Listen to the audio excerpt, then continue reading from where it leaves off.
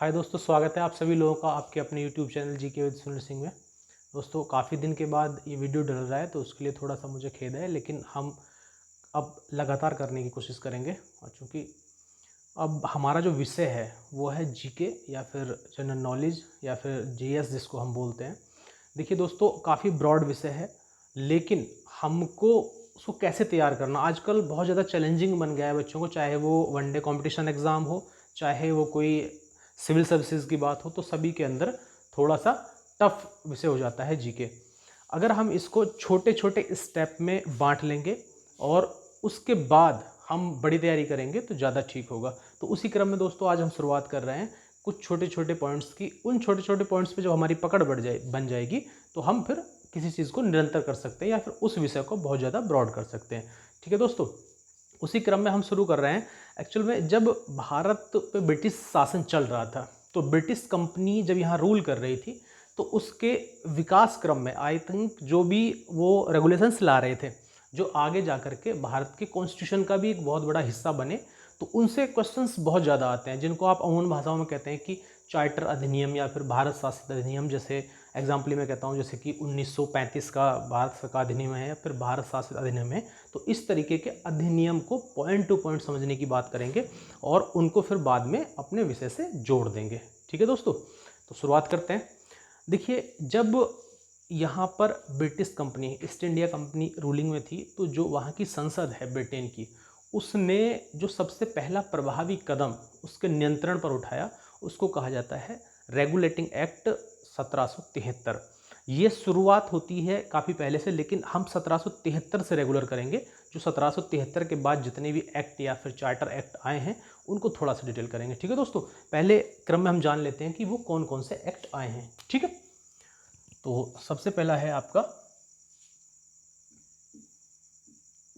1773 regulating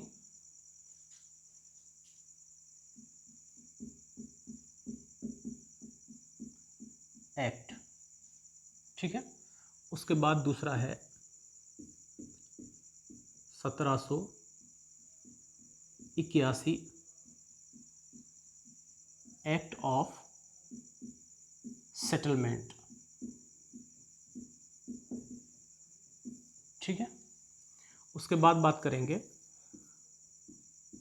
1784 Pitt's India act.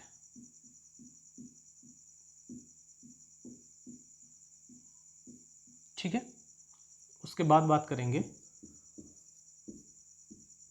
1786। इसको 1786 act के नाम से ही जाना जाता है। जब हम इसकी डिटेल कर रहे होंगे तब उसके बारे में जानकारी करेंगे। ठीक है, पहले क्रम में हमें खाली इनके डेट याद रखने हैं और इनके नाम याद रखने हैं ताकि हम उनको कंटिन्यू पढ़ सकें। इसके बाद 1793 जिसको हम बोलते हैं चार्टर एक्ट। ठीक है, उसके बाद नेक्स्ट है 1813 चार्टर एक्ट। ठीक, उसके बाद अगला है 1833 चार्टर एक्ट। ठीक, उसके बाद नेक्स्ट है 1853 चार्टर एक्ट। ठीक, उसके बाद नेक्स्ट है 1858 भारत सरकार अधिनियम। बड़ा महत्वपूर्ण है दोस्तों, जब हम यहाँ तक पहुँचेंगे तो आपको काफ़ी चीज़ें जानने के लिए मिलेंगी, क्योंकि पहले क्रम में मैं केवल इनके जो नाम है, इनकी जो डेट है, सन है, उससे इंट्रोड्यूस करा रहा हूँ। कभी कभी तो एक क्वेश्चन नॉर्मल परीक्षाओं में सीधा सीधा पूछ लिया जाता है कि 1773 में या फिर 1786 में 1793 में कौन सा एक्ट आया। उसको चार्टर एक्ट बोलते थे या रेगुलेटिंग एक्ट बोलते थे या एक्ट ऑफ सेटलमेंट का समय बताइए। ठीक है, तो कभी कभी यहीं से एक क्वेश्चन आपको मिल जाएगा अगर आप इतनी भी जानकारी रखते हैं। ठीक है, इससे आगे हम बात करें नंबर 10 पे आता है 1861 भारत काउंसिल अधिनियम। कभी कभी यहाँ काउंसिल की जगह आपको परिषद अधिनियम के नाम से भी पूछ लिया जाता है, जिनमें आपको कंफ्यूज होने की आवश्यकता नहीं है। काउंसिल या फिर परिषद एक ही बात होती है, या फिर परिषद को इंग्लिश में काउंसिल बोलते हैं। ठीक है। नंबर 11 1892 काउंसिल एक्ट या फिर परिषद अधिनियम। और नंबर 13 पर आता है 1909 मार्ले मिंटो सुधार। ठीक है। नंबर 14 पे आप पढ़ेंगे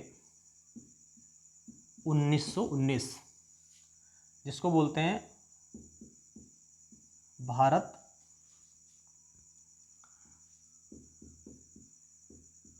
शासित या फिर चेम्सफोर्ड, मॉन्टेग्यू चेम्सफोर्ड सुधार। मॉन्टेग्यू चेम्सफोर्ड सुधार। ठीक है। और नंबर 15 पे आता है आपका 1935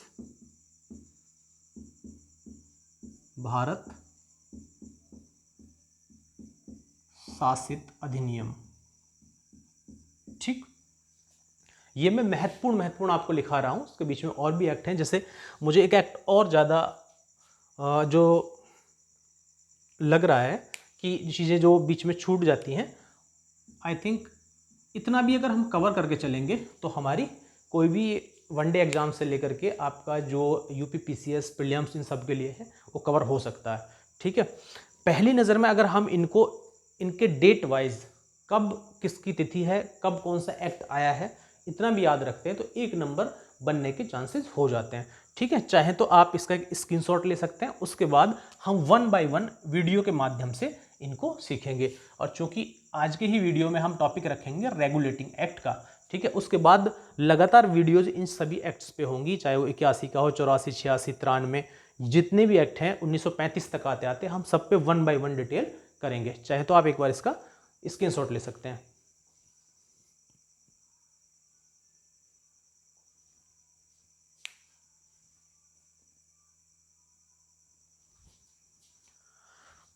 ठीक है दोस्तों, अब बात करते हैं सबसे पहले एक्ट या फिर जिसको ब्रिटिश संसद द्वारा ईस्ट इंडिया कंपनी के जो प्रशासनिक नियंत्रण था, प्रशासनिक नियंत्रण पर उठाया गया सबसे पहला प्रभावी कदम जिसको हम मानते हैं। ऐसा नहीं कि उससे पहले कोई ऐसे कदम नहीं उठाए गए थे, लेकिन सबसे ज़्यादा जो प्रभावी कदम है किसको कहा जाता है, 1773 को कहा जाता है, 1773 रेगुलेटिंग एक्ट। तो हम उसी के बारे में थोड़ा सा जानेंगे।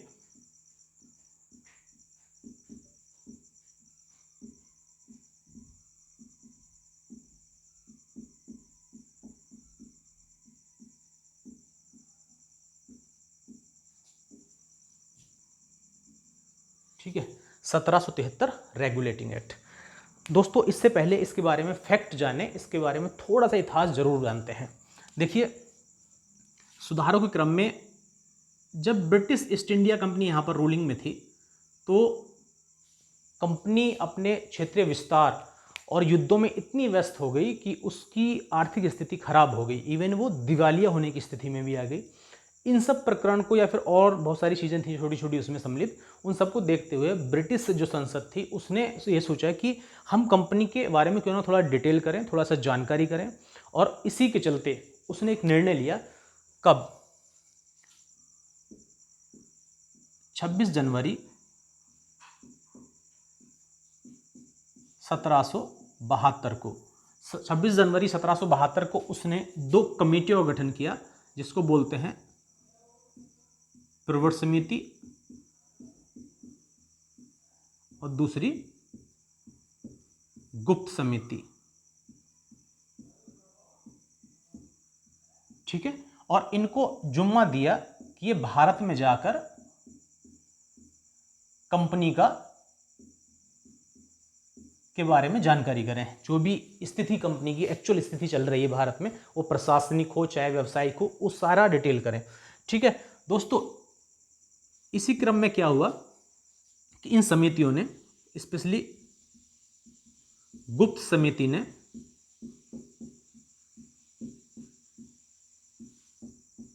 अपनी अंतिम रिपोर्ट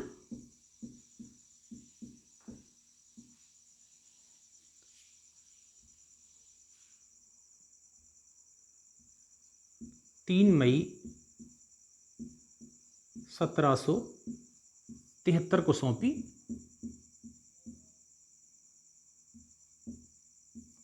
और उसी के आधार पर 18 मई 1773 को ब्रिटिश संसद में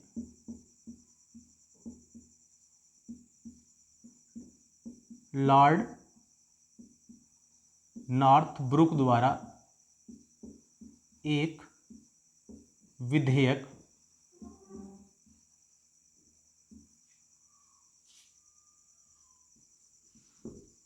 लाया गया, जो आगे चलकर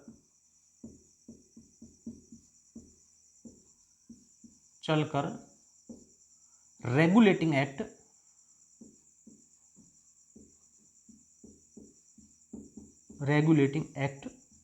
कहलाया। ठीक है दोस्तों, इंपॉर्टेंट बिंदु यह है, कई बार यह पूछ लिया जाता है कि रेगुलेटिंग एक्ट किन समितियों की सिफारिश पर आया। तो किन समितियों की सिफारिश पर? प्रवर समिति और गुप्त समिति।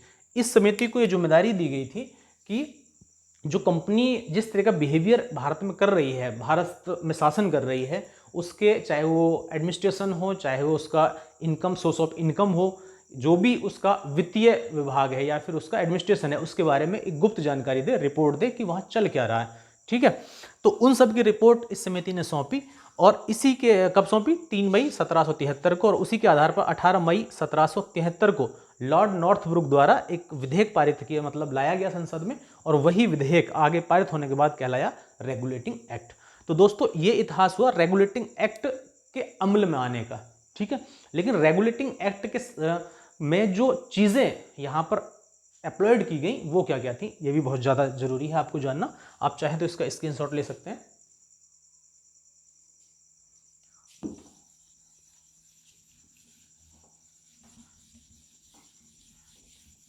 देखिए, जब ये एक्ट यहाँ पर प्रभावी हुआ भारत के अंदर, तो इसमें कुछ खास चीज़ें बदल दी गई।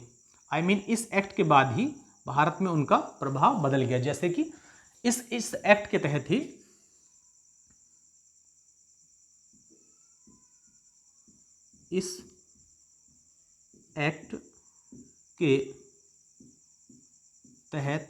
ही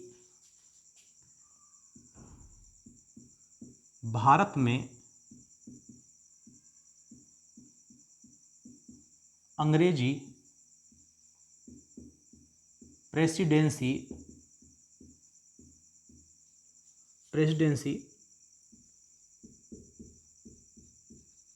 बंगाल, मद्रास, मुंबई में से बंगाल को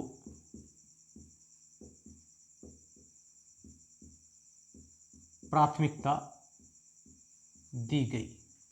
इसका मतलब समझिए आप, मैं इसको थोड़ा थ्योरेटिकली इसलिए लिखा रहा हूं कि आपको मैं चाहता तो पॉइंट टू पॉइंट लिखा देता, लेकिन ये आपके काम आने वाली चीज़ें हैं। देखिए, उस समय भारत में 3 मुख्य प्रेसिडेंसियां हुआ करती थी, बंगाल, मद्रास और मुंबई। और अब तक, इस एक्ट से पहले तक, ये प्रेसिडेंसियां अपने आप में स्वतंत्र थी और जो भी यहाँ के प्रशासनिक सर्वोच्च अधिकारी थे वो निर्णय लेने में स्वतंत्र थे एक दूसरे में। मतलब ये सीधे ब्रिटिश के अंदर जो 2 कमेटियां बनी हुई थी, बोर्ड ऑफ डायरेक्टर्स या फिर बोर्ड ऑफ प्रोप्राइटर्स, तो बोर्ड ऑफ डायरेक्टर को रिपोर्ट करते थे, जो भी कहना था ये वहाँ कहते थे। आपस में इनका कोई भी सामंजस्य नहीं था। ठीक है। एक तरीके से इसमें ये बदला गया कि इन दोनों प्रेसिडेंसियों को, मुंबई और मद्रास को, किसके अधीन कर दिया गया? बंगाल प्रेसिडेंसी के। कहने का मतलब यह है कि बंगाल प्रेसिडेंसी को इनमें सुपरविजन बना दिया गया। अब जो यहाँ का गवर्नर है, जो बंगाल का गवर्नर है, यहीं से एक चीज निकल के आ गई कि बंगाल के गवर्नर को, बंगाल के गवर्नर को भारत में अंग्रेजी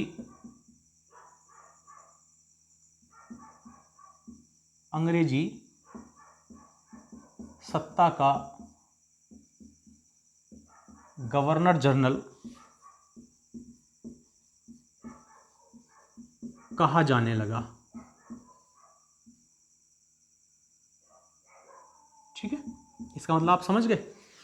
अब क्या हुआ कि जो बंगाल का गवर्नर था उसको बंगाल का गवर्नर जनरल कहा जाने लगा, और ये बंगाल का जो गवर्नर जनरल था इसकी अधीन क्या हो गया कि जो भी भारत में अंग्रेजी सत्ता है, जो अंग्रेजी साम्राज्य है, वो उनका सुपरविजन है। ठीक है, और इसी के तहत सबसे पहला जो गवर्नर जनरल बना भारत का, बंगाल का प्रथम गवर्नर जनरल वॉरेन हेस्टिंग को बनाया गया। ठीक है, तो किस एक्ट के तहत वॉरेन हेस्टिंग्स बंगाल का गवर्नर जनरल बना है? 1773। ठीक है, और इसमें एक प्रावधान और भी किया गया कि जो बंगाल का गवर्नर जनरल होगा, ठीक है, तो उसके लिए 4 सदस्यों की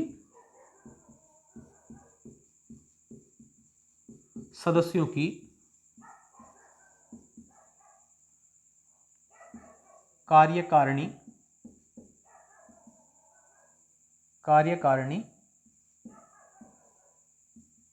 परिषद बनाई गई।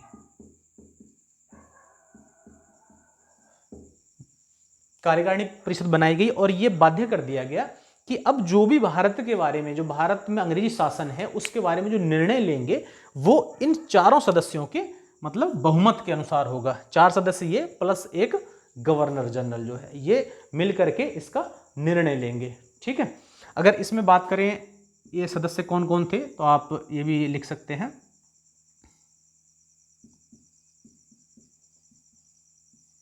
फिलिप फ्रांसीसी,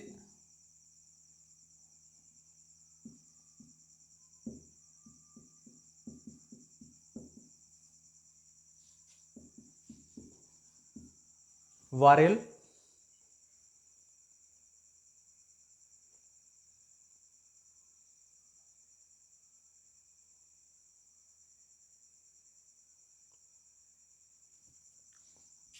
कोमा, मानसेन, और नंबर 4 पे आता है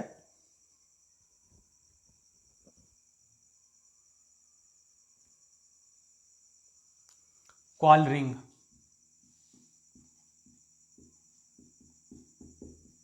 ठीक है,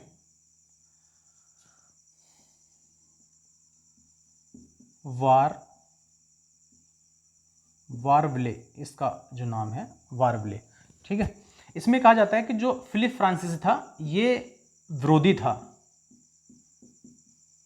किसका? वॉरेन हेस्टिंग्स का, जबकि वारवले ही उसका एक मतलब सहयोगी था। ठीक, ये भी कई बार पूछ लिया जाता है, इस बारे में भी आप थोड़ा सा याद रख सकते हैं। ठीक है, एक आप इसको पेन डाउन कर लीजिए जो बाकी चीज़ें हैं, क्योंकि बोर्ड थोड़ा सा हम लोगों का छोटा है, डिजिटल बोर्ड नहीं है, तो इस चीज़ को आप समझ सकते हैं दोस्तों, तो ताकि हम इसको रफ करके आगे की बात शुरू कर सकें।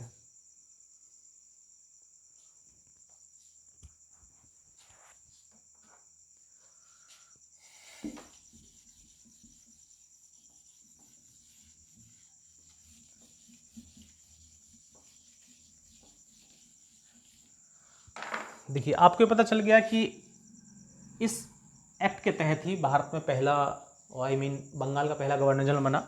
उसके बाद सबसे महत्वपूर्ण बात यह थी कि 1774 में इस एक्ट के तहत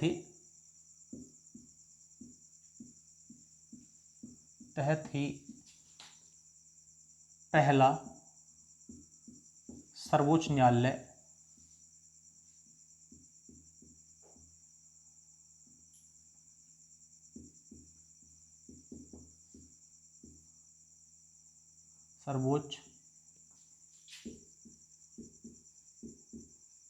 न्यायालय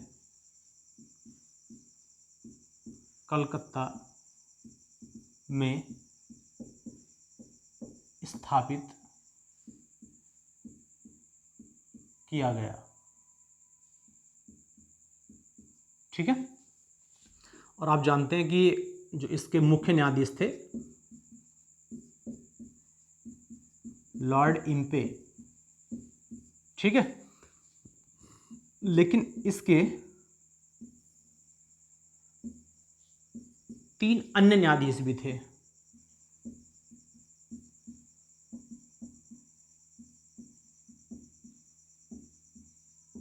ठीक है, जो 3 अन्य न्यायाधीश थे, इनका नाम आप लोग कमेंट बॉक्स में बताएंगे मुझे।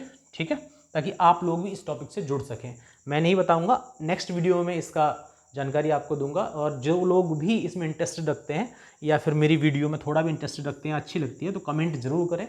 और दोस्तों हो सके तो सब्सक्राइब करें, कमेंट करें और एक दूसरे को शेयर भी करें, ताकि हम लोगों को इससे थोड़ा प्रोत्साहन मिलता है। चीज़ें हमारे पास थोड़ा सा कम है, डिजिटल बोर्ड नहीं है या व्यवस्थाएं कम हैं, लेकिन मैं आशा करता हूं कि टॉपिक की गंभीरता वही होगी जो आपको बहुत बड़े बड़े प्लेटफॉर्म से मिलता है। थोड़ा बहुत इधर हो सकती हैं चीज़ें कम हो, लेकिन ये अभी बहुत छोटी चीज़ें हैं। आई मीन उसको मैं शॉर्ट में इंट्रोड्यूस कराने की कोशिश कर रहा हूँ आपसे। अगर आपका सहयोग रहा या फिर आप इसमें इंटरेस्टेड होते हैं तो इनकी डीप वीडियो भी आप मेरे चैनल से देख सकते हैं। ठीक है दोस्तों, तो आपके सहयोग की विशेष आवश्यकता है। एक बार फिर से मैं आग्रह करूँगा कि अगर मेरा वीडियो पसंद आता है तो आप इसको मेरे चैनल को शेयर करें, सब्सक्राइब करें और एक दूसरे को फॉरवर्ड करें। ठीक है, जय हिंद।